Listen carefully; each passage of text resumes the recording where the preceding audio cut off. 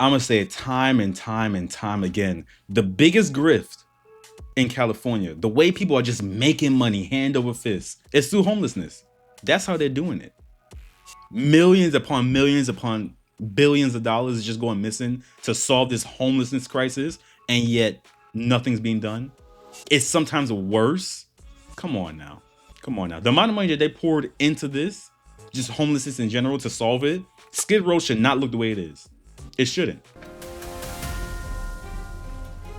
Welcome back, you guys. It's your host, Bruce GNT, and we're here to talk about seemingly people have been doing some digging when it comes to California and their homelessness problem and the amount of money that's been poured into it. And people are not liking what they're finding. So I've been seeing a lot of news reports about it. I've been seeing like a lot of talking, and I'm trying to take my time to wade through the information to see what's true and what's not true, because I don't want to jump up here and say something that's not true. So let's jump right in. They keep pushing this 10-year thing about the train. That's just one of the crazy things. The homeless, they lose $20 billion, but they want more money for it. Well, that's why people get tired of paying taxes and going, well, what are you doing? Gavin Newsom just vetoed a bill asking for an audit of where the money for homeless goes. He said, not a chance. You're not going to see that. So that is comedian David Spade speaking with Dana Carvey there, voicing his frustration with California Governor Gavin Newsom and his decision to veto a bill aimed at tracking spending on homelessness. Federal prosecutors in California say taxpayer money meant to fight homelessness was instead stolen to fund a luxury lifestyle. The executive director of a Los Angeles nonprofit now under arrest, accused of swindling $23 million in public funds, while investigators say homeless clients were left with little more than microwaved ramen noodles. News Nation's Leah Lando reports tonight. So before they jump too far into it, right? I've been noticing and peeping that the way that people are making money, like the way that, like, I guess stealing, I guess, if you that's what you want to call it, is through these nonprofits. Because I've talked about it in Baltimore, where it's like, now, I'm not saying anyone's stealing in Baltimore. That's not what I'm saying. All right. I don't need nobody coming after me. But what I am saying is that there's a lot of funkiness when it comes to the money over there in Baltimore, and it all leads back to these nonprofits. I'm noticing issues like that in California as well, where it's just like, okay, there's a lot of these people that have these nonprofits, and all this money's being funneled to them, and the issues they're trying to solve and fix, nothing's happening. So, do I have to say the quiet part out loud? Because I'm pretty sure we all know what this is, because it's right there. It says right there, fraud. And this guy got hemmed up for fraud. Natasha, investigators in California say millions of dollars that was supposed to be used to combat homelessness, provide things like housing and food for hundreds of individuals, was instead used to buy things like luxury homes, a car, and much more. Federal authorities arrested 42-year-old Alexander Sufer, the executive director of a California charity called Abundant Blessings, accused of fraudulently obtaining $23 million in homelessness funding. Prosecutors say instead of delivering the services promised, he was allegedly pocketing millions. This is what he was providing: ramen noodles and a microwave. And he was pocketing the rest of the money. The money was not intended for ramen noodles to be microwaved and fed to the homeless. He was supposed to provide nutritious meals. He pocketed the rest of the money. He probably spent $100 you see in that picture, and he pocketed the rest of the money. Investigators say Sufer used the money to buy a $7 million house in Westwood, a $125,000 Range Rover, private school tuition for his kids, luxury trips, and a vacation property in Greece. How much money was he making from this nonprofit? Cause that's wild. And this is over the course of years. You know what I'm saying? Over the course of years. And also, I've said it before in many other videos. Let's not be confused. He is not the only one that's doing it. He's the only one that was dumb enough to get caught. Well, thank God he was dumb enough to get caught, because that's taxpayer money. But you know what I'm saying? Like, I've said it time and time again, and I'm gonna keep saying it. We have built up a culture within our government and its many entities to where people have figured out, you know what, if I get into this field right here, if I do this, or if I work with this person over here, I'll be set for life. He isn't the first person to use a nonprofit, and he won't be the last. He's just the one that got caught. Trust me, he's a dime a dozen. There's people out there probably stole way more than him, and we'll never know about them. We will probably never know about them. Convicted, he faces up to 20 years in federal prison.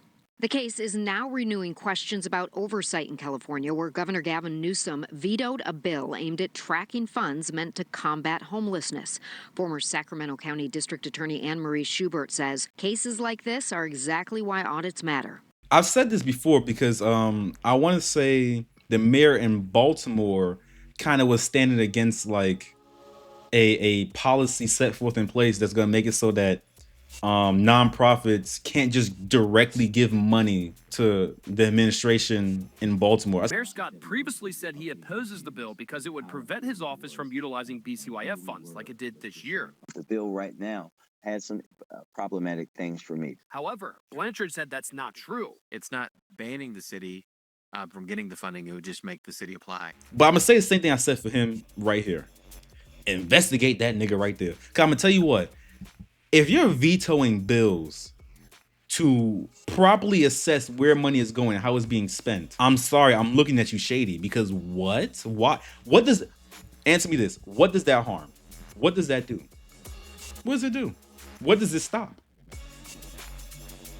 That's what I want to know.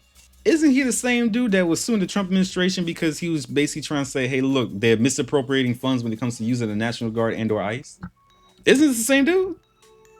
But yet a bill comes forward to say, hey, look, we want to be able to audit what's going on with these nonprofits, and he vetoes it. Why? Like I said, that's some fishy behavior. But y'all love him, so it's cool. It's cool. As a government agency, why would we not want to audit? Why would we not want to make corrections? We have, reports of billions of dollars missing from the homeless, funding programs. We have people that are in serious need of assistance. They have serious substance abuse and mental health issues. And this isn't the only fraud concern being raised in California. Earlier this month, CMS Administrator Dr. Mehmet Oz warned about more than $1.3 billion in alleged healthcare fraud, including illegal hospice schemes. And he claims Russian and Armenian criminal gangs are working with doctors to falsify records. Federal prosecutors say this case is part of a broader push to crack down on fraud tied to taxpayer-funded programs. The White House recently highlighting the Justice Department's new National Fraud Enforcement Division as a growing federal priority. They say more investigations are ongoing. I did reach out to Governor Newsom's office about that audit to ask why he vetoed that legislation, and I have yet to hear back. Natasha? Leah Land. Yeah, I ain't gonna hear shit. Look, he's not gonna answer that question. I'm trying to think of like all the ways or all the possible reasons as to why someone would veto something like that. It's like, what does it hurt? Like, what does it harm? Because you're trying to see where taxpayers' money is going and make sure it's being used appropriately. Do you not want them to know where the money is going? Like, you know what I'm saying? Like, there's nothing I could think of besides you think it's gonna be a waste of money. But how? I don't know. Like I said, funky ass shit. But that's y'all governor. Y'all like him so much. They brought up another story that I was looking into as well, because I keep seeing it where they talk about, billions of dollars in healthcare fraud or whatnot. I'm still holding back. I'm also seeing stuff with the education system as well. I'm holding back. I want to make sure that this isn't just like smoke and mirrors and, people trying to do like a gotcha moment. There's actually some meat to it. You know what I'm saying? So I'm looking into it. I'm taking my time. But this right here, like I said, he ain't the first. He ain't the last. He's just the one that got caught. Now, what's going to happen is that people that are doing the same shit that he's doing, they're not going to stop. What they're going to do, they're going to revise. They're going to kind of change the game up a little bit and figure out ways to not get caught the same way he did. Because actually, you know what? I don't even think it said how he got caught. I'll be interested in seeing how he got caught. He must have slipped up or something. Or maybe he was just being lavish, because you saw what he was doing. A $7 million house. A house in Greece as well. $125,000 car. Range Rover at that, too. That's crazy work. Crazy work, man. Look, I told you guys, the come up in California, the homeless. Yup.